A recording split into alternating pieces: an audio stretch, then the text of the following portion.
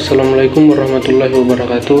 Perkenalkan, nama saya Wandi, NIM A021503. Saya dari Kilasa, Prodi Kehutanan. Pada video kali ini saya akan membahas mengenai pencemaran lingkungan. Pencemaran lingkungan itu ada tiga. Yang pertama, pencemaran tanah, pencemaran air, dan pencemaran udara. Yang pertama itu pencemaran tanah. Pencemaran tanah adalah masuknya polutan atau bahan pencemaran berupa bahan cair atau bahan padat ke suatu area tanah. Penyebab pencemaran tanah yaitu tumpahan minyak, penggunaan pestisida, limbah pabrik, limbah kosmetik, bahan yang susah diuraikan, limbah cair, ladang berpindah, dan percobaan nuklir. Dampak dari pencemaran tanah yang pertama dapat menyebabkan kerusakan otak serta kerusakan ginjal. Pencemaran tanah juga dapat memberikan dampak terhadap ekosistem yang menyebabkan perubahan metabolisme dari organisme endemik atau antropoda yang hidup di lingkungan sekitar.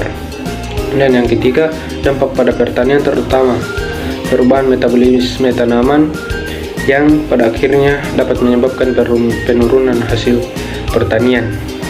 Kemudian yang kedua, pencemaran air. Pencemaran air adalah masuknya atau dimasukkannya makhluk hidup, zat, energi, dan komponen lain ke dalam air sehingga kualitas air menurun. Dampak dari pencemaran air pertama, akibat penggunaan pestisida dapat membunuh serangga dan makhluk berguna, terutama predator. Kedua, terganggunya kehidupan organisme air karena berkurangnya kandungan oksigen. Kemudian yang ketiga, dalam jangka panjang mengakibatkan kanker dan kelahiran cacat. Kemudian yang keempat, kematian biokuna seperti plankton, ikan, bahkan burung. Kemudian yang kelima, terjadinya ledakan ganggang dan tumbuhan air. Kemudian yang keenam, pangkalan dasar perairan. Upaya penanggulangan pencemaran air yang pertama, limbah-limbah industri sebelum dibuang harus dinetralkan terlebih dahulu. Kemudian yang kedua, melarang pembuangan sampah ke selokan atau parit air. Kemudian yang ketiga, mengurangi penggunaan pestisida dalam membasmi hama tanaman. Kemudian yang keempat, setiap perusahaan minyak diwajibkan memiliki peralatan yang dapat membendung tumpahan minyak dan menyedot kembali.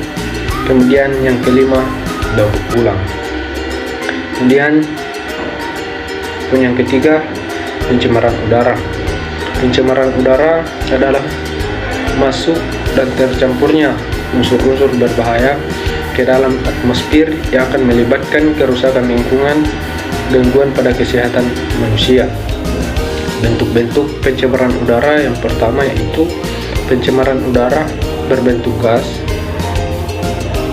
Beberapa gas dengan jumlah melebihi batas toleransi lingkungan dan masuk ke lingkungan udara dapat mengganggu kehidupan makhluk hidup.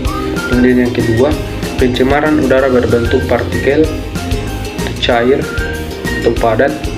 Partikel dalam bentuk cair berupa titik air atau kabut berupa debu abu vulkanik.